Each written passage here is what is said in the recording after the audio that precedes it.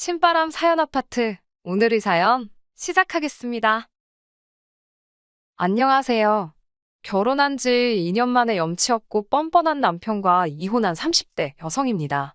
결혼할 때만 해도 가진 건 없어도 착하고 성실한 줄 알았고 그거 하나 믿고 결혼했는데 염치까지 없을 줄은 생각도 못했습니다. 거두절미하고 제가 남편과 이혼을 결심하게 된 본격적인 사연만 말씀드릴게요. 공부에 취미가 없었던 저는 고등학교 시절부터 혼자서 네일아트를 배웠습니다. 처음에는 인터넷을 보고 배우다가 나중에는 학원을 다니면서 본격적으로 기술을 익혔어요. 부모님은 당연히 제가 대학에 가길 원하셨지만 어차피 공부에는 흥미가 없었기에 괜히 대학 졸업장 하나 받자고 돈 낭비, 시간 낭비를 하기 싫었습니다. 친정 부모님과 몇 번의 말다툼이 있기는 했지만 결국 제 의견을 받아들여 주셨어요. 그렇게 고등학교를 졸업한 후에 바로 네일아트 가게에서 일을 시작했습니다.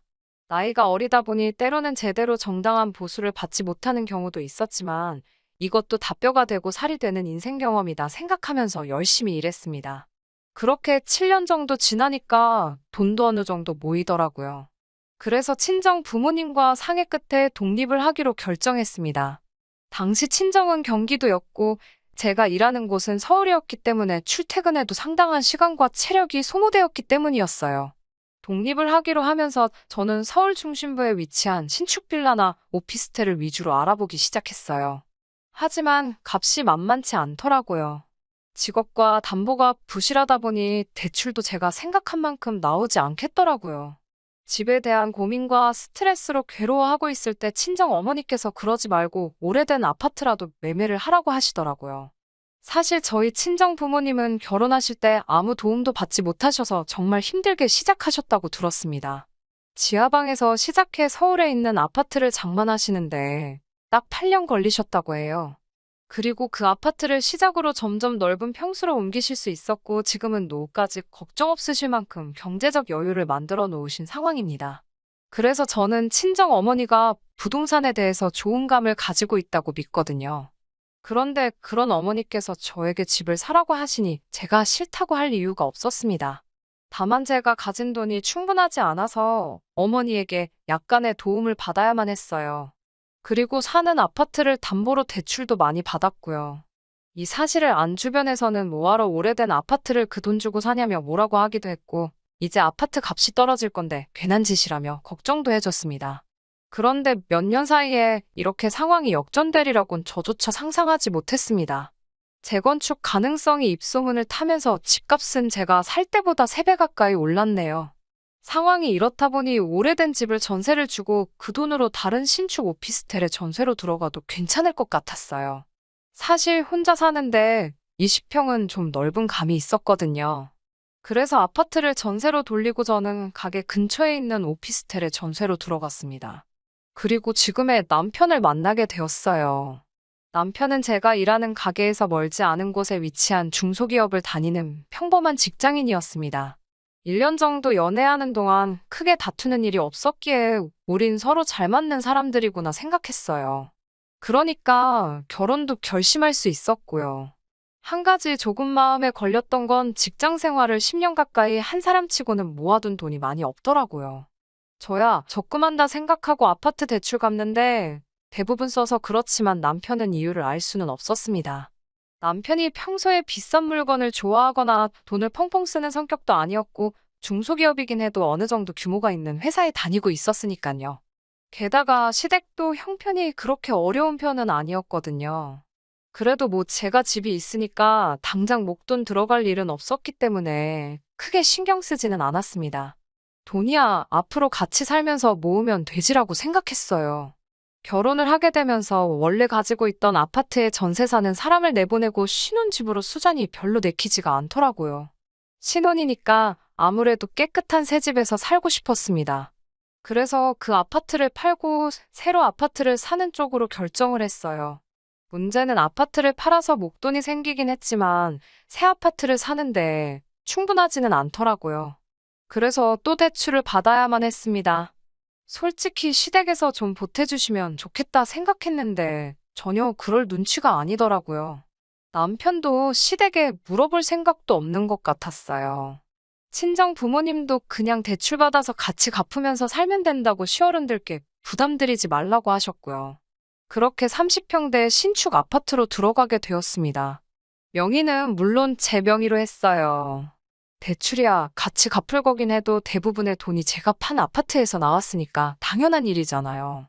집을 제가 해결했으니까 혼수는 남편이 모아둔 돈으로 하게 되었어요. 하지만 말씀드린 대로 모아둔 돈이 많지가 않으니 선택지가 많지는 않더라고요. 제가 사고 싶었던 가전제품이나 가구들 모두 저렴한 라인으로 바꿔야 했어요. 가능하면 최신 모델이나 취향에 맞는 것들로 신혼집을 채우고 싶었는데 남편은 그런 건 다 돈 낭비라면서 저를 말려서 어쩔 수 없었습니다. 그렇게 신혼집을 채우고 얼마 지난 후 시부모님과 신우를 초대해 집들이를 했어요. 아무래도 새 아파트다 보니 단지 내 조경도 예쁘게 잘 다듬어져 있었고 피트니스 센터랑 수영장, 미니 골프장 같은 시설들도 다 있었습니다. 시부모님은 아파트 단지부터 집 내부까지 살펴보시면서 이게 우리 아들 집이라며 연신 기뻐하시더라고요. 신우도 집이 너무 예쁘다면서 이런 집에 살고 싶다는 소리를 몇 번이고 하더라고요. 그 이후로 한두 달쯤 지났을 때였어요. 시모가 원래 먼저 전화를 잘하는 일이 없는데 전화를 하셨더라고요. 그러더니 다짜고짜 아파트가 지금 누구 명의로 되어 있냐고 물으시더군요. 제가 제 명의로 되어 있다고 하니까 왜 자기 아들 이름이 빠져 있냐는 거예요. 그래서 남편은 이 집 살 때 보탠 게 하나도 없다고 말씀드렸죠. 그러자 그럼 대출은 남았냐고 물으시더라고요. 무슨 속내인가 싶어서 일단 대출 2억 정도 남았다고 말씀드렸어요. 잠깐 멈칫하시는 것 같더니 그럼 그 2억 우리가 갚아줄 테니 네 남편 이름도 올리라고 하시더군요. 2억을 해주실 능력이 되시면 혼수할 때 좀 도와주시지 이제 와서 왜 이러시나 싶어서 일단은 생각해볼게요라고 대답을 했어요. 본능적으로 시모가 좋은 의도로 저러는 건 아닌 것 같았으니깐요. 바로 친정 어머니께 전화를 걸어 방금 있었던 일을 말씀드리니 친정 어머니가 깜짝 놀라시면서 절대로 그렇게 해주면 안 된다고 신신당부를 하셨습니다. 그러더니 다시 안 되겠다며 당장 만나자고 하시더라고요. 친정 어머니는 그 길로 저를 데리고 은행에 가셨고 은행에서 친정 어머니의 아파트를 담보로 대출을 받아 제 대출을 갚아주셨습니다. 대신 저에게 차용증을 쓰고 아파트 대출 갚듯이 이자와 함께 친정 어머니께 돈을 갚으라고 하셨고요. 제가 이렇게 복잡하게 할 필요가 있나 싶었지만 지금 생각해보면 그렇게 해놓기를 천만다행이었습니다. 다음 날 시모한테서 전화가 또 걸려왔어요. 그러더니 생각해봤냐고 물으시더라고요. 그래서 제가 모르겠다는데 몰려 어머님 하고 여쭈니 2억 줄 테니까 공동명의하라고 하시는 거예요. 그래서 어머님 저 그 2억 이제 필요 없어요. 대출 다 갚았어요라고 대답했습니다. 그러자 전화기 너머로 당황한 듯한 시모의 모습이 보이는 것 같았어요. 그러더니 그럼 그냥 2억 받아서 네가 가지고 있든지 쓰든지 마음대로 하고 우리 아들만 공동명의로 일단 올려달라고 하시는 거예요. 그래서 제가 저 그 2억이 필요가 없는데 왜 자꾸 주시려고 하냐고 그러니 어른이 준다고 하면 감사합니다 하고 받으면 그만이지. 왜 이렇게 튕기냐고 하시대요. 제가 웃으면서 공동명의 조건 안 거시고 그냥 주시면 감사합니다 하고 받을게요라고 하자 저더러 넌 계산도 못하냐면서 황당하다고 짜증을 내시고는 그냥 끊으셨어요. 그렇게 또 시간이 흘렀습니다. 그 사이에 가족 모임이나 명절 때 시모가 저를 보기만 하면 공동명의 이야기를 꺼내긴 했지만 제가 그때마다 조건 없이 그 돈 주세요라며 능청을 떨었더니 나중에는 말씀 안 하시더라고요. 사실 공동명의 해주라는 말 때문에 이혼을 생각한 적은 한 번도 없습니다. 아들 가진 엄마로서 욕심이 나서 저러시나 싶었을 뿐이에요. 아무튼 진짜 저희가 이혼하게 된 건 어떻게 보면 신우랑 시모 때문이에요. 남편에게는 5살 어린 여동생이 있는데 얼굴은 이쁘장하게 생겼어요. 그런데 외모 갖고는 것 말고는 아무것도 관심이 없고 맨날 남자가 바뀌더라고요. 신우지만 한심하게 보이기도 하고 저런 여자는 어떤 남자한테 시집가게 되려나 궁금하기도 하고 그래서 늘 지켜보고 있었어요. 그런데 얼마 전 시어머니 생신 때문에 모인 자리에서 신우가 폭탄 선언을 했습니다. 신우가 자기 임신 3개월째라면서 결혼할 거라고 하는 거예요. 저도 깜짝 놀랐는데 시부모님은 당연히 기절초풍하셨습니다. 갈비가 코로 들어가는지 입으로 들어가는지도 모를 식사 자리가 끝나고 집에 돌아왔는데 남편도 안색이 안 좋더라고요. 사실 제가 신우를 싫어하는 것도 아니었고 남편의 여동생인데 당연히 걱정이 되더라고요. 그래서 나중에 조카가 태어나면 잘해줘야겠다 생각하고 있었어요. 사실 시모는 저희 부부에게 왜 애를 안 갖냐고 늘 성화였는데 제가 아무래도 일에 대한 욕심이 있다 보니 좀 미루고 있었거든요. 결혼한 지 2년도 채 안 된 상황이기도 했고요. 아무튼 신우의 임신으로 온 가족이 난리가 나버렸어요. 그 이후로 신우가 결혼할 상대라면서 남자를 데리고 왔어요. 저와 남편도 그 자리에 함께 있었고요. 그런데 남자가 직업도 없고 모아둔 돈도 없다고 했어요. 심지어 신우보다도 어렸고요. 그래서 저희가 그럼 앞으로 둘이 어떻게 같이 살 거냐고 하니까 남자 쪽에서 자기는 생각 안 해봤는데 저희 신우가 매달려서 온 거라고 자기 집에서는 아무것도 못 도와준다고 했다면서 거의 배째라는 식이더라고요. 시부모님도 이 입이 떡 벌어져서는 아무 말도 못 하시고 남편이나 저도 뭐라고 말을 해야 할지 감도 안 잡혔어요. 그렇게 남자가 돌아가고 나서 신우가 울고불고 난리가 났습니다.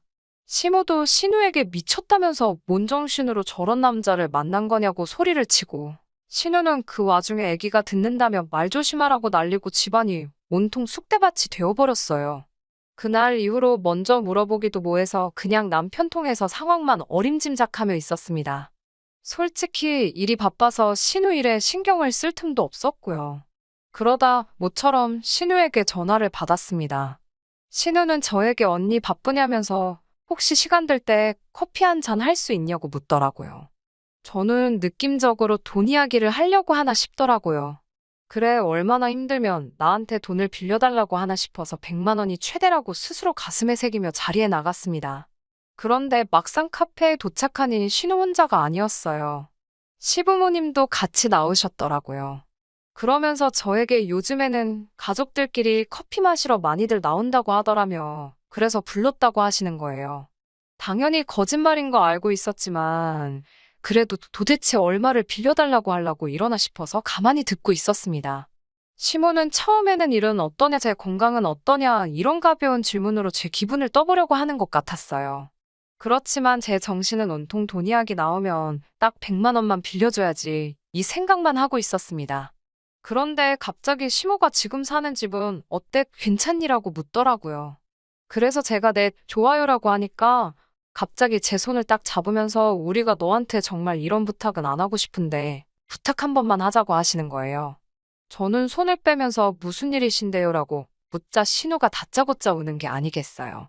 시모는 저에게 그때 그 2억 이야기를 다시 꺼내면서 그 2억 너 줄게 공동명의 안 해줘도 되니까 대신 그 아파트에 우리 딸 2년만 살게 해주면 안 되냐는 거예요. 그래서 제가 그게 무슨 소리냐고 하니까 2억이면 그래도 괜찮은 빌라나 오피스텔 전세는 구할 수 있지 않냐면서 저랑 남편더러 거기 가서 살고 저희 집을 신우 살게 잠깐 내주라는 거예요. 저희는 애가 없으니까 둘이서 어디서든 살 수 있지 않냐면서요. 그래서 제가 멀쩡히 제 집이 있는데 왜 제가 남의 집 전세를 살아야 하냐고 그랬어요. 제가 왜 이사를 가야 하냐고요. 저희 부부가 살 수 있는 집이면 신혼에도 살 수 있는 집 아니냐고요.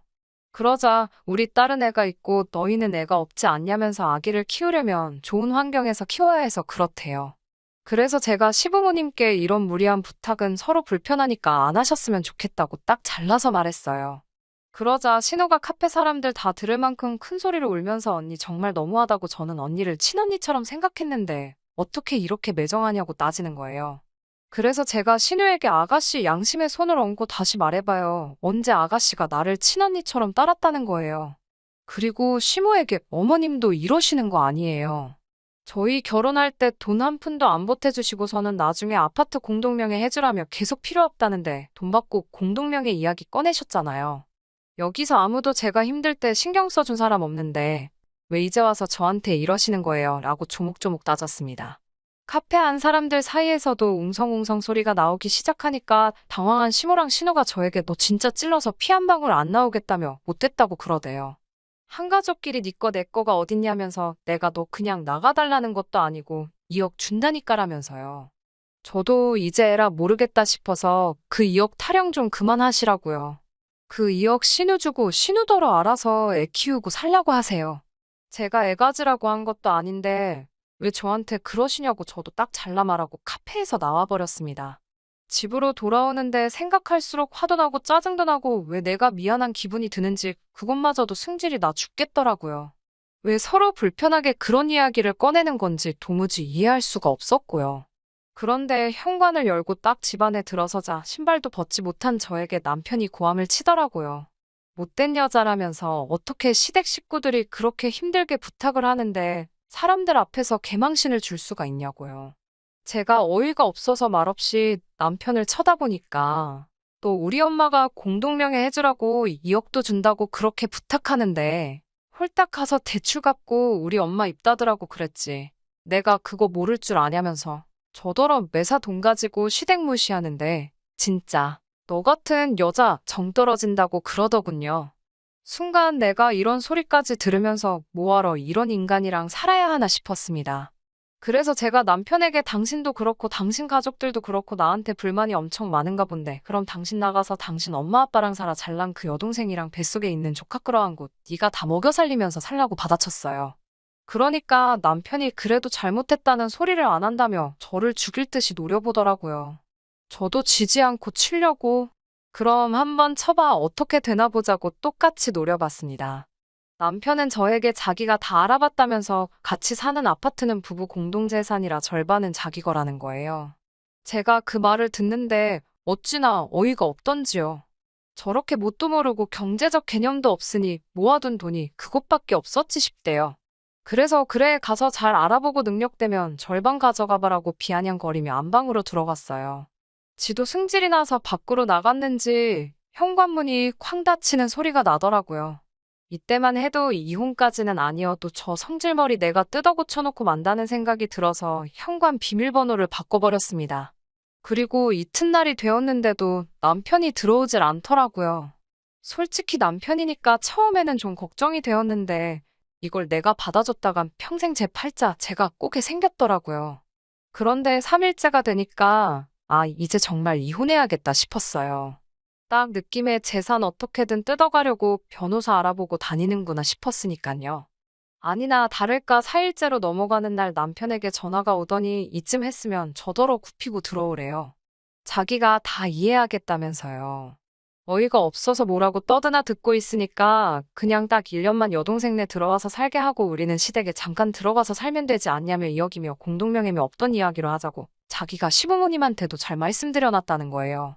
제가 그래서 뜨신 밥 먹고 헛소리 하지 말고 집에 와서 이혼 서류에 사인이나 하라니까 저더러 넌 끝까지 여자가 굽히는 법이 없다면서 사인한다고 대신 너는 재산 분할이나 해줄 준비하라고 그러더군요. 그래서 제가 재산 분할 같은 소리 집어치우고 거지 같은 네 살림살이나 가져가라고 했습니다. 그리고 만나기로 한 날 혹시나 저한테 해코지라도 하면 어쩌나 싶어서 사람들 많이 오가는 대형 카페로 불러내서 서류를 들이밀었습니다. 그때만 해도 남편은 진짜 제가 서류를 준비해 올지는 몰랐나 봐요.